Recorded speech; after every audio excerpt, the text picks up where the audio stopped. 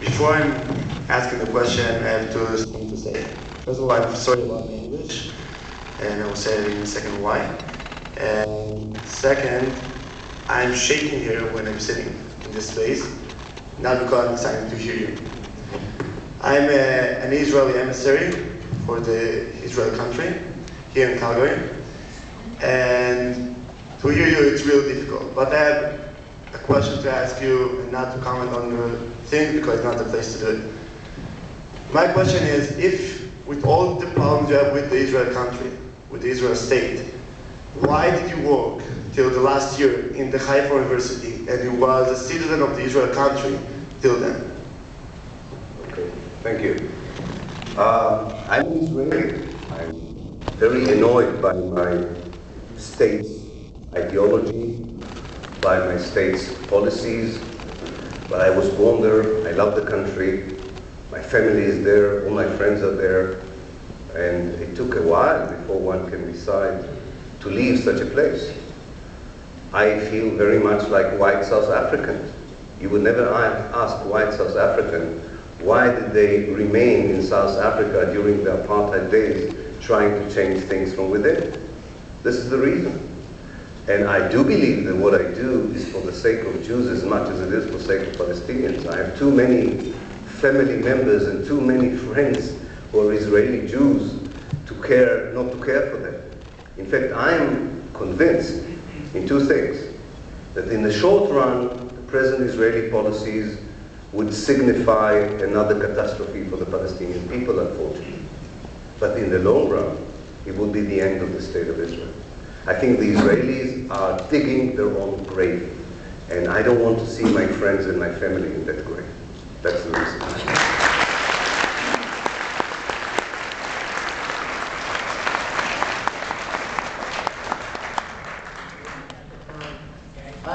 Thank you for the speech. Where are you? Yeah, okay. Stand up. I just wanted to make a quick question on what you said. You mentioned that historians have access to these facts that us people in North America don't have access to. Now, if these are facts and that are important for history, why are we not exposed to these facts? And like, as a result of this, if you're a foreigner coming from the Middle East and you're learning this side of the issue, how would you go about bringing facts that people will take as facts and not as opinion? Yeah. Okay. Thank you. Well, I think the reason you were not exposed to it has a lot to do with another lecture, which I won't give you, which is the correct connection between power and knowledge. Look always where the power is. That's the people who produce the knowledge. If someone else would have been powerful, then a different historical truth would have come to the fore. So I think there are good political reasons why you didn't hear these facts, not because they were not there. As for your second question, which was, mind me, I'm a bit tired, I'm sorry, I'm jet lagged. Just say the first word. The second part was, like, as a foreigner from the Middle East, how would you go about bringing out these facts? Oh, okay, yes. Well, I know I found it difficult to answer, and I think this is one of the reasons I'm here, right? I mean, I think that today there are so many alternative information centers, alternative media, and other ways of bringing a different view. I think that people want to be informed.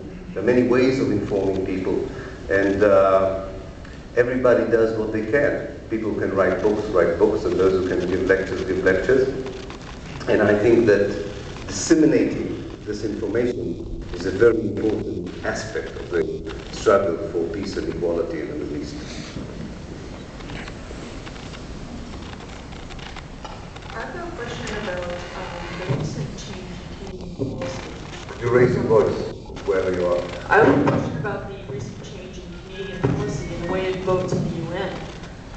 We heard from the person who introduced you that there was a recent poll in Canada, and it turns out that 83% of Canadians don't want our government have opposition at all. We want to be neutral in Israeli-Palestinian and Israeli-Arab affairs.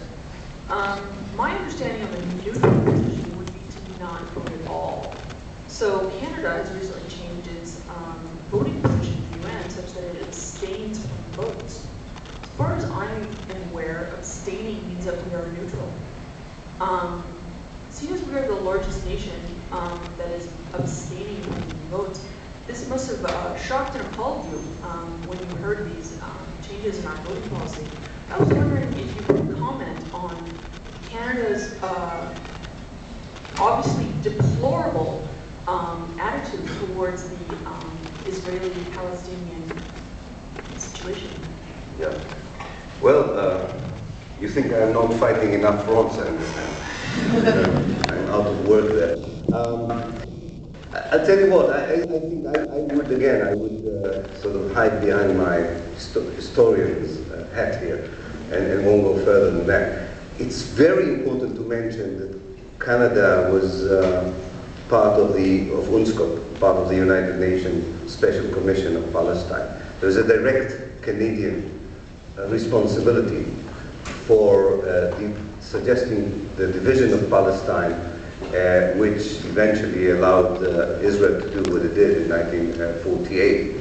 So I think that the position of neutrality is unacceptable here, to my mind.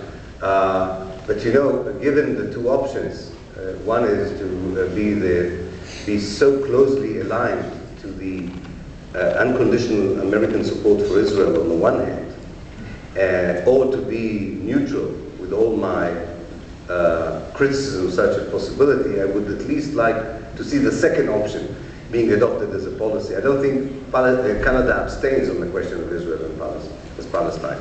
I think Canada takes a very active role alongside America in creating a public opinion that does not allow any progress on the ground. But I do agree. I mean, I would pressure the government to take a different position if I could.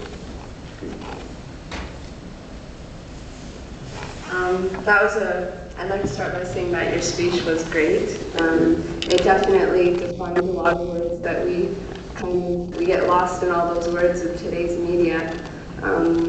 I've